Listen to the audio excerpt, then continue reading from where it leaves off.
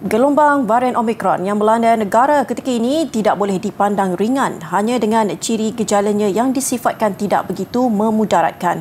Ia berikutan kadar kebolehjangkitannya bukan sahaja tinggi, malah sama seperti varian lain penularannya perlu dikawal dengan terus mematuhi prosedur operasi standard SOP serta pengambilan vaksinasi lengkap termasuk dos penggalak. Ikuti kupasan Mazhari Zafri Aziz Desa.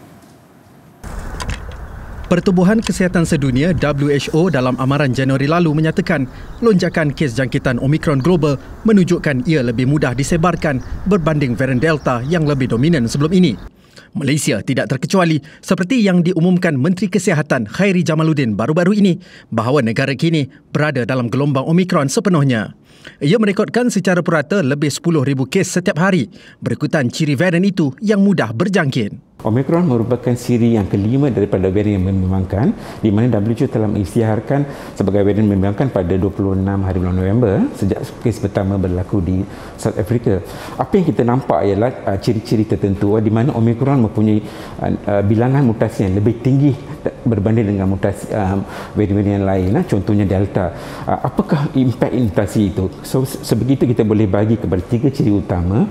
Satu ialah kadar kemudahan jangkitan. Apa yang kita nampak data-data daripada yang dah ada daripada luar negara, memang dia mempunyai kadar kejangkitan yang lebih kurang 3.8 kali lebih daripada Delta. Ujarnya, walaupun banyak kes Omicron tidak menunjukkan gejala teruk, namun ia tetap memberi kesan kepada tahap kesihatan pesakit. Virus ini memang membiak lebih cepat di bahagian hidung dengan mulut, sebab tu dia lebih merebak berbanding dengan sistem pernafasan ke bawah. Dia memang affinity kurang sikit kepada paru-paru, tapi dengan itu apa yang kita menunjukkan ialah dia lebih cepat merebaklah.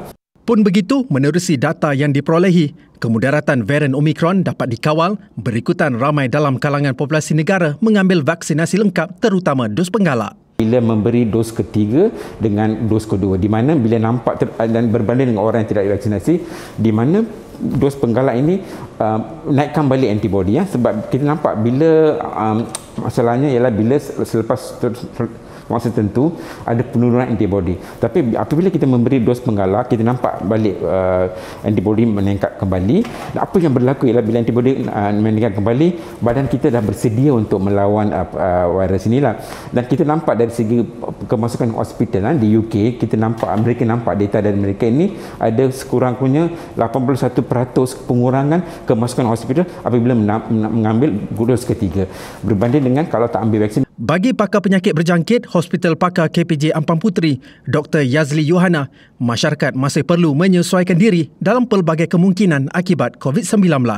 Jangan ambil kesempatan biarkan COVID ni membiak, okey? Maksud saya, tak kisahlah varian apa pun yang nak muncul, whatever after this, sebab itu nature dia, itu kerja dia. COVID dia memang dia buat kerja dia aja, okey?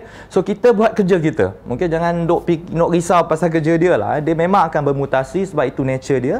Sebagai orang, sebagai manusia, kita nak stopkan daripada dia bermutasi. Itu tanggungjawab kita untuk elakkan kita sendiri dapat. Hakikat masyarakat dunia perlu hidup dalam endemik COVID-19 tidak wajar dipandang enteng kerana ternyata ia belum dinyahkan secara total. Kewujudan varian baru juga tidak boleh disangkal berikutan ciri virus berkenaan yang mampu bermutasi dan masih belum diketahui impak lain kepada sejagat. Persoalannya, perlukah kita terus mengambil mudah dan abaikan kemudaratannya dengan pelbagai andaian? Sedangkan suatu ketika dahulu, kita pernah bersama memeranginya ketika ia mula mengancam diri serta orang yang tersayang. Jangan terlalu awal untuk menyerah kalah. Mazhari Zafri Aziz Desa melaporkan.